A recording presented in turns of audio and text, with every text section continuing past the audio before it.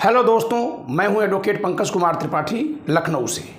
आज एक बहुत ही महत्वपूर्ण विषय पर मैं चर्चा करूंगा जो इस समय विगत 2 दशकों से पब्लिक डिबेट में है कि आरक्षण को जातिगत आधार से हटाकर आर्थिक आधार पर कर लिया जाए।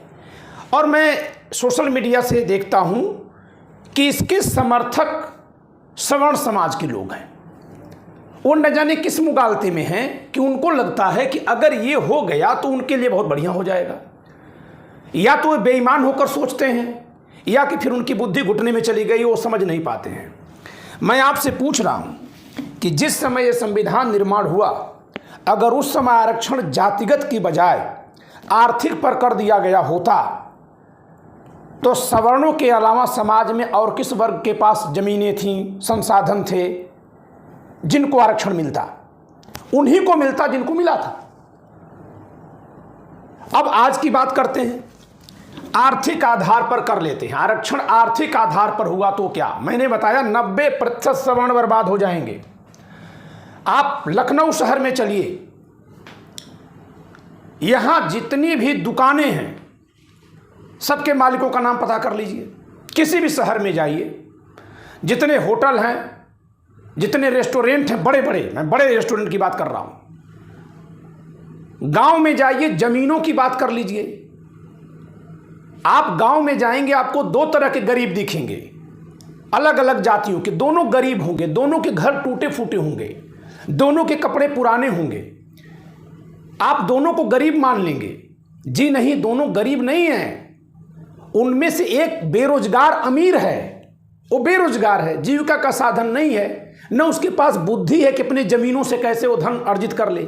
इस नाते वो गरीब दिख रहा है, वो गरीब नहीं है। देवरिया हत्याकांड से एक बात निकल के आई है कि वहां पंडित जी के पास करोड़ों की जमीन है, लेकिन फिर भी उनका घर टूटा फूटा और वो अपने दसों दशा से बिल्कुल एकदम पिछड़े लग रहे हैं। क्यों लग रहे हैं? उस पंडित जी से बहुत कम जमीन मेरे पास है, बहुत कम जमीन है।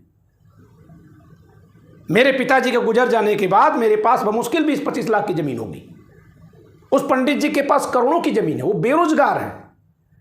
तो बेरोजगार को आप गरीब मान ले रहे हैं, इसी से आप बार बार आपको लग रहा है कि आर्थिक आधार पर आरक्षण हो जाएगा तो फायदे में रहेंगे। मैं आपको बता दूं कि अगर आर्थिक आधार पर आरक्षण हुआ तो 90% सवर्ण नौकरियों से बाहर हो जाएंगे।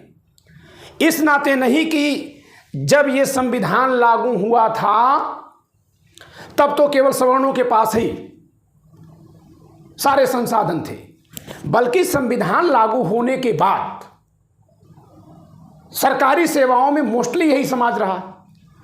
90 के बाद से पिछड़े समाज के लोग आए हैं। पिछड़े समाज ने बहुत तेजी से उन्नति की, सवर्ण समाज ने उतनी तेजी से उन्नति नहीं की थी।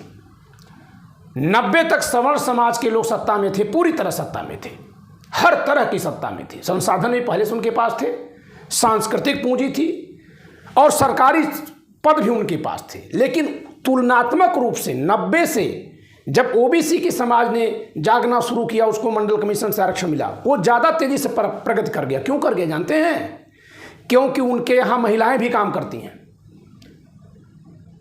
उनके यहाँ छोटा बड़ा काम का भेदभाव दिमाग में नहीं है, वो हर तरह के काम कर लेते हैं। इस नाते वो आगे बढ़ गए, और वो अगर आगे बढ़े हैं तो इस कारणों से बढ़े हैं। लेकिन तब भी अभी भी उनमें जो आगे बढ़े हैं वो बमुश्किल पूरे समाज के 4 से 5% होंगे। तो उस समाज के 5% लोग आरक्षण से बाहर हो जाएंगे। आर्थिक आधार पर आरक्षण लागू कर दीजिए, 4 से 5% ओबीसी समाज के लोग आरक्षण से बाहर हो जाएंगे, लेकिन यहां 90% लोग बाहर हो जाएंगे आरक्षण से। इसका एक और भी आईना मैं आपको बता रहा हूं। इनका वोट प्रतिशत कम होता है, ये वोटिंग कम करते हैं। क्यों कम करते हैं? आप बताइए, कौन सा समाज कम वोट देने जाता है? ये इतना सुरक्षित महसूस करते हैं अपने आप को कि ये घरों में बैठे होते हैं, वोट देने नहीं जाते। क्यों नहीं जाते? क्योंकि इन्होंने जितना कर्म किया है उससे ज़्यादा इनके पास दिखाई देता है। अगर आज आपके पास किसी तरह का भय होगा तो आप दौड़ेंगे कि नहीं दौड़ेंगे? दौड़ेंगे। सबसे ज़्यादा लाइन में कौन खड़ा हो रहा है? मुसलमान, उसके बाद दलित। क्यों खड़े हो रहे हैं? क्योंकि उनको लगता है कि सरकार में हिस्सेदारी नहीं हुई तो उनके पास कुछ है ही नहीं। और ये समाज क्यों नहीं जाता है? कहीं ना कहीं इनके पास संबल है। ये अपने आप पैमाना में बता रहा हूं, मुझे किसी आंकड़े की जरूरत नहीं है। सारी बातें आंकड़ों पे नहीं होती है। कबीरदास ने जो चौपाइयां लिखी वो आंकड़ों पे नहीं लिखी गई। तो अगर आर्थिक आधार पे आरक्षण लागू हुआ तो 90% सवर्ण बाहर हो जाएंगे। अब एक और बात हो सकता है कि आर्थिक आधार पर करने की पुकार इसलिए चल रही हो क्योंकि फर्जी कागज बना लिया जाएगा। यह भी संभव नहीं है।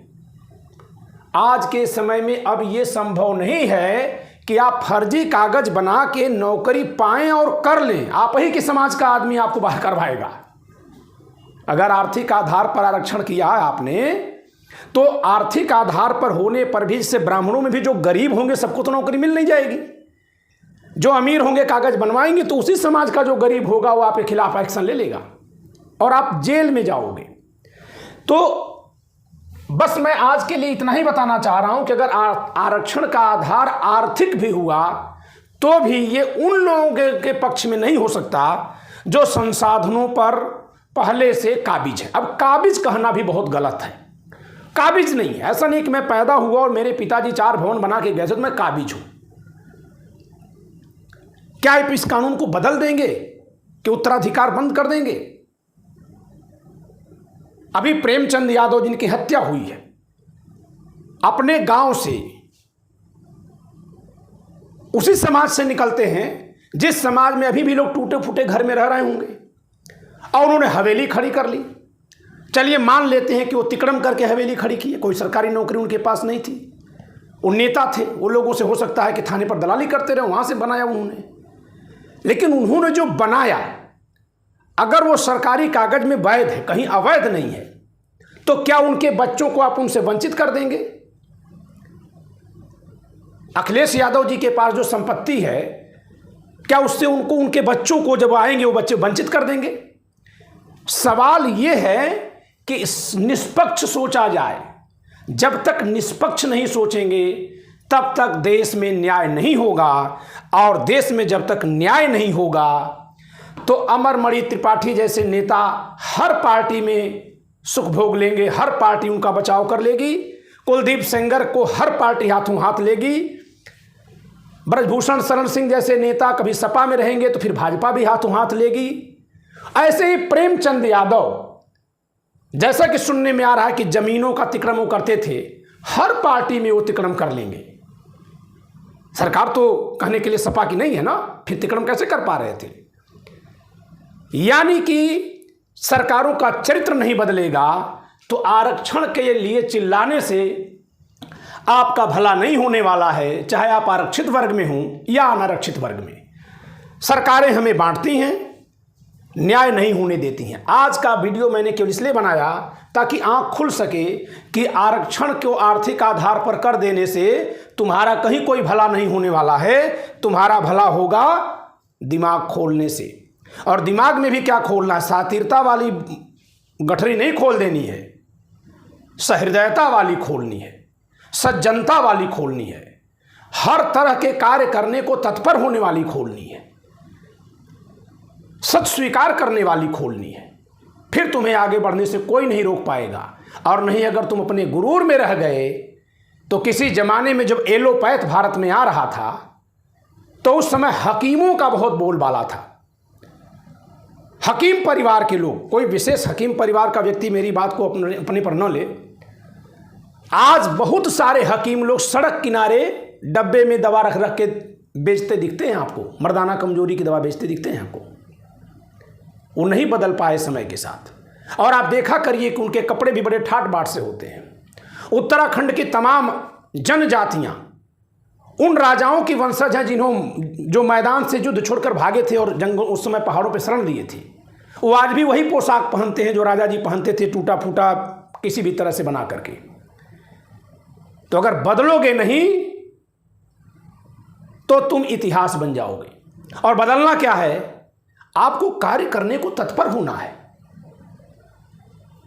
मैं किसी दिन मनुस्मृति ब्राह्मणों को कैसे रोकती है इस पर चर्चा करूंगा कि मनुस्मृति ब्राह्मणों को कैसे रोकती है, आगे क्यों नहीं बढ़ने देती, मैं आपको समझाऊंगा। दिमाग आपको खोलना है। मनुस्मृति सिर्फ दलितों के ही विरोध में नहीं है, कभी रही होगी फायदेमंद किसी के लिए। आज की मनुस्मृति ब्राह्मणों के भी विरोध में है। मैं बताऊंगा, मैं आपसे चर्चा करूंगा। धन्यवाद।